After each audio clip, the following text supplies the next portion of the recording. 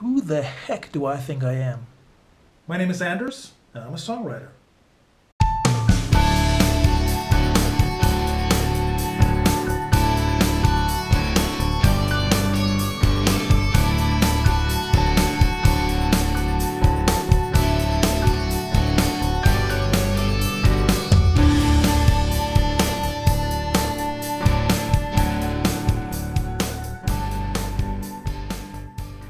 So let's talk about resources, meaning in the sense of tools. As you start writing your songs, there are in fact a number of resources or tools that you can use.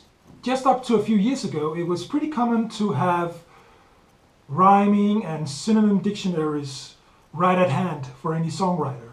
And although old-fashioned books, they do have a certain charm, I personally prefer to use the internet for that. My favorite online resource for rhyming words is rhymer.com, and that is pretty much my most frequently visited website at all. But there's also a manual way of developing rhyming words or coming up with rhyming words. Now, here's a chart that I've drawn in which I have made columns, and in these columns I've written words that rhyme. This is a good exercise for me to just sit and sort of taste the flavors of the words. And up here I've written shattered, battered, mattered, flattered, and so forth. All words that rhyme, also words that are related, and when you pronounce them or sing them in a certain way, they more or less rhyme. And this manual way of doing it is pretty good. The reason why I like the manual way as well is because not all online web sources for rhyming words take into account the different ways that you can pronounce the words or sing the words. So it's really a good exercise to simply sit down and write the words manually and sort of think about how could you sing them, how could you pronounce them?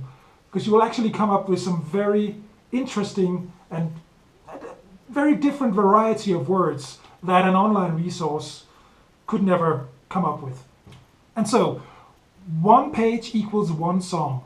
And alongside with the columns here, I also have the boxes that we talked about in a previous video blog. The boxes that ensures that my lyrics move forward. What happens in the first box is related to what happens in the second box, and what happens in the second box is related to what happens in the third box.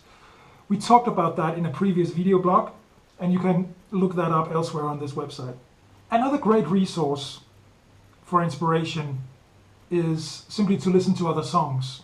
And that goes for melodies, harmonies, and lyrics. When I listen to other artists, other songwriters and their songs, I'm constantly amazed at how they can actually make very funny and different words rhyme. Again, back to the pronunciation, how they sing or speak out the syllables. It's great, and you should do that as often as you possibly can. Listen to as many songs as you possibly can. In fact, all the songs ever recorded in history all together makes one big, great catalog of inspiration. If you listen closely to any song that has ever been published, you might be able to hear different harmonies, different variations, little tiny tunes that can derive from that original song. To me, that is one of the greatest resources of inspiration at all. Someone once said that all the possible combinations of notes that can possibly be made have in fact already been made. Meaning that there can be created no new original songs whatsoever. I don't know if that's actually true. And even so, if it were true, chord progressions cannot be copyrighted. So as long as you take a little from here, take a little from there, combine it in your own unique way, adding your own unique twist and your own unique lyrics, you should be okay. Good luck with your songwriting.